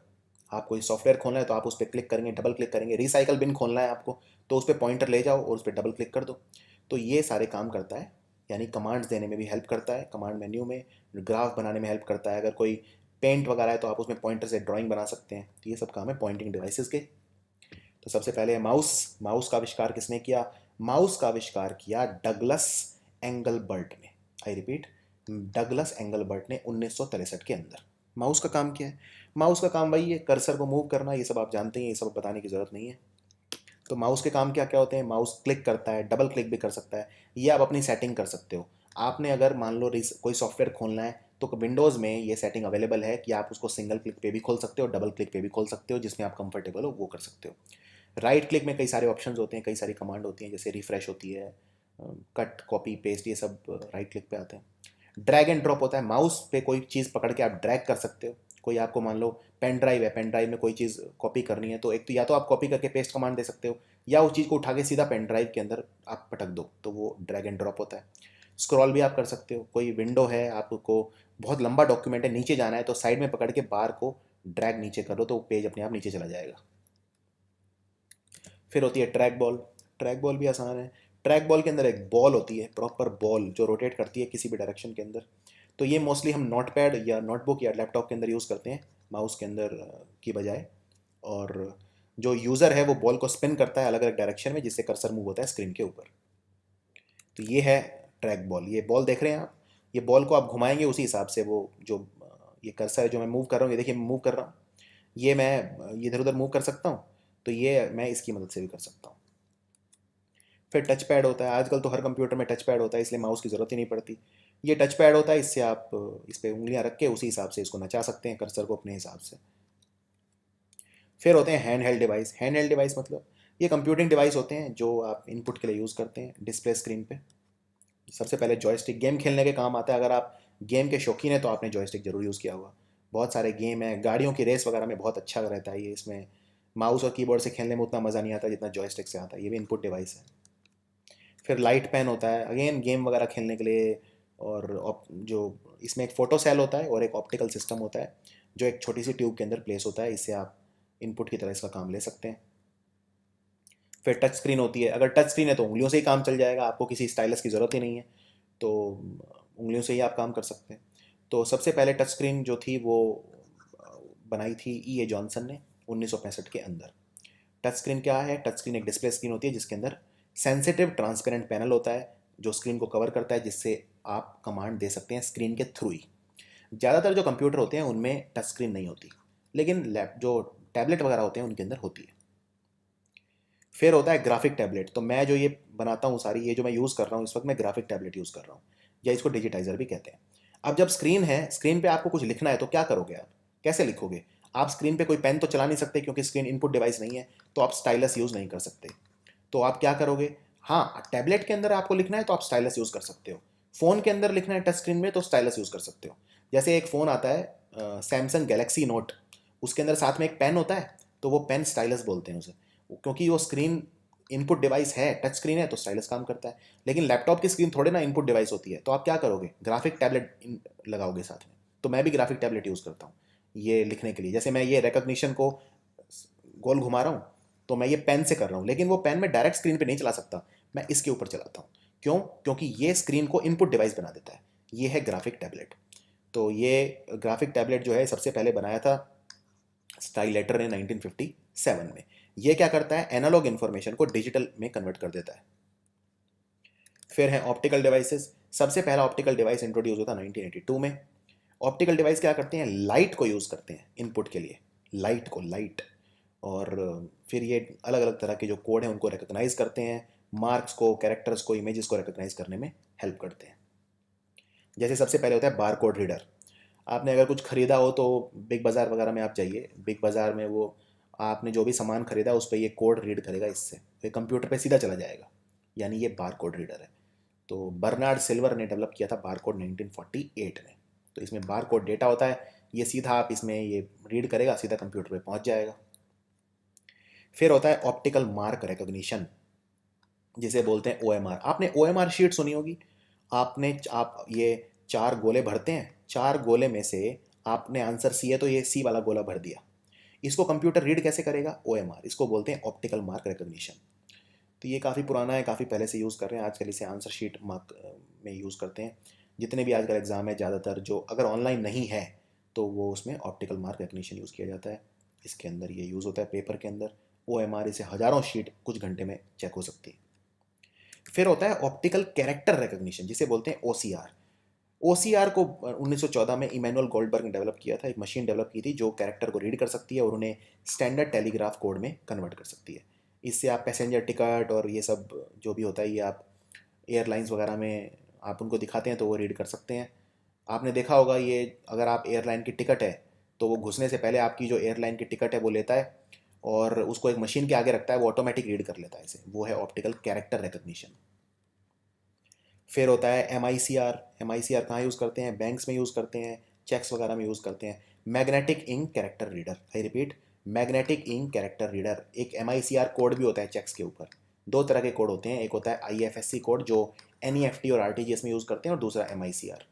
तो MICR में ये हम यूज़ करते हैं और बहुत ज़्यादा यूज़ करते हैं बैंक्स में, चेक वगैरह के अंदर यूज़ करते हैं। फिर स्कैनर होता है। अगर आपको फ़ोटो वोटो निकालनी है तो स्कैनर हो गया। स्कैनर के अंदर आप क्या करोगे? जो भी डालोगे उसकी फ़ोटो बन जाएगी। तो 1957 में रसल किर्श और उसकी टीम ने ये बनाया था स्कैनर।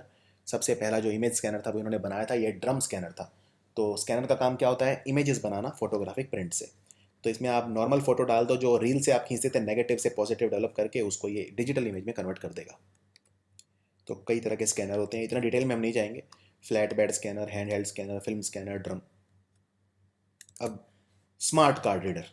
स्मार्ट कार्ड रीडर क्या होता है, तो 1968 और 69 में हेलमट ग्रोटरप और जर्जन डेथलॉफ ने बनाया था ये सबसे पहले, और इसके लिए पेटेंट इन्हें मिला हुआ है। ये लार्ज ऑर्गेनाइजेशन यूज़ करते हैं सिक्योरिटी और आइडेंटिफिकेशन पर्पज़ के लिए। कोई कार्ड अगर आपको देखना है कि आइडेंटिटी कार्ड सही है और आपको ये कार्ड अपना घुसा हुआ रीड कर लेगा, smart card reader. Biometric machine होती है, आपकी उंगली में फिंगरप्रिंट वगैरह पहचान लेती है। बहुत ज़्यादा आजकल यूज़ करने लगे हैं बायोमेट्रिक सेंसर, इवन आजकल बैंक्स वगैरह में यूज़ करते हैं अटेंडेंस लेने के लिए। इसमें टाइम सेट कर देते हैं भाई, 9 से 9:05 तक के बीच में आपको उंगली अपनी भिड़ानी है तो आपकी अटेंडेंस ऑटोमेटिक लग जाएगी। आपकी जगह कोई और नहीं लगा सकता क्योंकि आपका फिंगरप्रिंट रीड करता है ये होता है बायोमेट्रिक मशीन, बायोमेट्रिक सेंसर। फिर ऑडियो विजुअल डिवाइस होते हैं जो आपको सॉन्ग रिकॉर्ड करने में और पिक्चर वगैरह बनाने में यूज़ करते हैं। माइक्रोफोन होता है, माइक्रोफोन 1665 में रॉबर्ट हुक ने सबसे पहले एक्सपेरिमेंट किया था, और जो कार्बन माइक्रोफोन है वो इन्वेंट किया था डेविड एडवर्ड ह्यूज़ ने। बोलने के लिए कुछ रिकॉर्ड करना है तो माइक्रोफोन यूज़ कर सकते हो। वेब कैमरा, अगर फ़ोटो वगैरह आपको कंप्यूटर में वीडियो वगैरह बनाना है या वीडियो ट्रांसफ़र करना है, 1991 में सबसे पहले डेवलप हुआ था ये, और यूनिवर्सिटी ऑफ कैम्ब्रिज के अंदर ये डिस्कवर किया गया था सबसे पहले। जो कैमरा है ये फाइनली जो स्विच्ड ऑफ ऑन August 22, 2001। सो ये है वेब कैमरा। अब देखते हैं आउटपुट डिवाइसेस क्या होते हैं। अभी तक जो भी कहानी चल रही थी वो सब थी इनपुट डिवाइसेस। आउटपुट डिवाइसेस मतलब कंप्यूटर इन्हें संदेश देगा।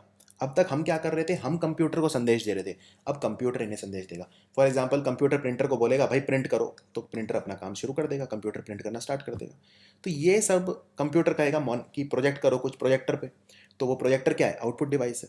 आप प्रोजेक्टर यूज़ करते हैं कंप्यूटर के साथ, तो उसमें आप कंप्यूटर पे जो भी कुछ है वो बड़ी कर देते हैं स्क्रीन पे, यानी वो आउटपुट है, कंप्यूटर संदेश दे रहा है बड़ा करने के लिए, वो एक आउटपुट डिवाइस है। इसी तरह स्पीकर, अगर आप कंप्यूटर में कुछ रिकॉर्ड कर रहे हैं तो आप इनपुट दे रहे हैं, कंप्यूटर में अगर गाना सुन रहे हैं तो कंप्यूटर आपको सुना रहा है, यानी स्पीकर एक आउटपुट डिवाइस हो गया। तो इसमें दो तरह के डिवाइस होते हैं, सॉफ्ट कॉपी जैसे मॉनिटर, प्रोजेक्टर और स्पीकर, और हार्ड कॉपी जैसे प्रिंटर और प्लॉटर। तो मॉनिटर हो गया, मॉनिटर क्या होता है, ये कंप्यूटर का ये मॉनिटर है, इसमें अगर आप सीपीयू और वो सब मिला दो तो वो कंप्यूटर हो जाता है। तो सबसे पहले कंप्यूटर मॉनिटर जो यूज़ हुए थे उनमें कैथोड रे ट्यूब होती थी, सीआरटी, ये पुराने तरह के थे। और फिर जो नए वाले हैं उनमें वीडियो डिस्प्ले टर्मिनल जो है वो यूज़ करता था कैथोड रे ट्यूब को, और उसे फिज़िकली हम इंटीग्रेट कर देते थे कीबोर्ड के साथ और सीपीयू के साथ। फिर प्रोजेक्टर होते हैं, ये भी आउटपुट डिवाइस हैं, ये प्रोजेक्टर। और फर्स्ट जो प्रोजेक्टर था वो जोहान दे फोंटोना ने बनाया था 1420 में, बहुत पुराना। अभी तो ये होम थिएटर सिस्टम में, क्लासरूम्स में सब में यूज़ होते हैं प्रोजेक्टर, ये आउटपुट डिवाइस है। स्पीकर हो गए, फिर स्पीकर जैसे कईयों ने मिलकर डिस्कवर किए थे एडवांस स्पीकर, जैसे थॉमस एल्वा एडिसन जो जिसने बल्ब का आविष्कार किया था, मैग्ना वॉक्स, विक्टोरोला, ये सब इन्होंने डिस्कवर किए थे। बहुत ज़्यादा आपको डिटेल में जाने की जरूरत नहीं है, आपको बस ये याद रखना है इनपुट डिवाइस क्या होता है और आउटपुट डिवाइस क्या होता है। फिर प्रिंटर हो गया, प्रिंटर दो तरह के होते हैं, इम्पैक्ट प्रिंटर और नॉन इम्पैक्ट प्रिंटर, ये इंपॉर्टेंट है थोड़ा सा। तो मैं आपको बता देता हूँ, 1953 में प्रिंटर डेवलप किया था रेमिंगटन और रैंड ने मिलके, और लेज़र प्रिंटर था जिसका नाम था ईयर्स, ये डिस्कवर हुआ था जेरोक्स पैलो ऑल्टो रिसर्च लेबोरेटरी में 1969 में, और कंप्लीट हुआ था 1971 में। प्रिंटर का काम आपको पता ही है, वो डॉक्यूमेंट प्रिंट करना। प्रिंटर दो तरह के होते हैं, ये आप अगर याद रख लेंगे तो प्रिंटर आपको परेशान नहीं करेगा। दो तरह के होते हैं, इम्पैक्ट प्रिंटर, इम्पैक्ट प्रिंटर के एग्जांपल हैं, ये सब एमसीक्यू में बहुत पूछते हैं। आपको एक वो दे देंगे प्रिंटर, बताएंगे किस तरह का प्रिंटर है, या फिर आपसे पूछेंगे इन चारों में से इम्पैक्ट प्रिंटर कौन सा नहीं है, इन चारों में से impact printer, non impact printer कौन सा नहीं है। सो इम्पैक्ट प्रिंटर जैसे dot matrix, Daisy wheel, line और ड्रम, ये है impact printer. Non impact printer होते हैं जैसे थर्मल, इंकजेट, मतलब आजकल जो भी कंप्यूटर एडवांस होते हैं उनमें प्रिंटर वो सारे नॉन इम्पैक्ट होते हैं। लेज़र, इलेक्ट्रोस्टैटिक प्रिंटर, ये सब। फ़र्क क्या है इम्पैक्ट और नॉन इम्पैक्ट में, जैसे आपने कभी लेट्स से आपने कभी टाइपराइटर यूज़ किया है। टाइपराइटर में क्या होता है, जो टाइपराइटर एक पेज आप उसमें डाल देते हैं, उस पर आप टाइपिंग करते हैं। मान लो आपने टाइपराइटर पे की दबाई जी, तो इस पेज के ऊपर एक कुछ टच करेगा और वो इस पे लिख देगा जी। यानी कि जब आप प्रिंट कुछ करते हैं तो अगर पेज के इंक कोई टच करता है तो वो इम्पैक्ट प्रिंटर होता है। जैसे आप इसको देखिए, पेपर पे, ये पेपर है, इस पे प्रिंट करना है तो कोई चीज़ इस पे पेपर पे टच करके उसको बनाएगी, तो वो है इम्पैक्ट प्रिंटर। और नॉन इम्पैक्ट में क्या होता है, पेपर पे कुछ भी चीज़ जो है, जो प्रिंट आ रहा है वो नॉन स्ट्राइकिंग मैकेनिज्म से आ रहा है, यानी कोई भी चीज़ पेपर पे इम्पैक्ट नहीं कर रही, पेपर पे टच नहीं हो रही वो चीज़ जो प्रिंट कर रही है। तो ये जो इम्पैक्ट प्रिंटर होते हैं इनके अंदर पिन यूज़ होते हैं, हैमर यूज़ होते हैं, व्हील यूज़ होते हैं, जो पेपर पे स्ट्राइक करते हैं। जैसे फॉर एग्जांपल मैं आपको एक बड़े सीधा सा बताता हूँ, आपने कभी मोहर लगाई है, स्टैंप जिसे बोलते हैं। तो स्टैंप क्या होता है, आपको पहले ये इंक दी जाती है और एक ये इस तरह का एक डिवाइस दिया जाता है जिस पे ये स्टैंप होती है। इसको आप इस पे पहले टच करते हैं और फिर आप किसी पेज के ऊपर मोहर लगाते हैं। तो जब आप, यानी कि पेपर पे आपने कुछ प्रिंट किया तो टच किया इसको, यानी ये इम्पैक्ट है, आपने इसको ऊपर से इस हैंडल से पकड़ा और इस पे टच किया तो वो छाप लगी, तो यानी ये इम्पैक्ट है। नॉन इम्पैक्ट के अंदर क्या है, नॉन इम्पैक्ट के अंदर ये नॉन स्ट्राइकिंग मैकेनिज्म होता है, इसमें लेज़र या जो स्पेशल इंक है वो स्प्रे हो जाती है दूर से, या हीट या प्रेशर, कई तरह के प्रिंटर आते हैं इसके अंदर, तो वो इसमें पेपर के ऊपर कोई चीज़ टच नहीं होती, दूर से ही वो प्रिंट आ जाता है। तो इम्पैक्ट प्रिंटर जो होते हैं वो यूज़ करते हैं कंटिन्यूस पेपर शीट, लेकिन जो नॉन इम्पैक्ट प्रिंटर होते हैं उनके अंदर, जो इम्पैक्ट प्रिंटर होते हैं ये आपने देखे होंगे जब बिल वगैरह कटते हैं इनके अंदर कंटिन्यूस पेपर चलता है, बहुत बड़ा रोल होता है पेपर का, वो कंटिन्यूस चलता रहता है, पेपर में प्रिंट होता रहता है बिल वगैरह।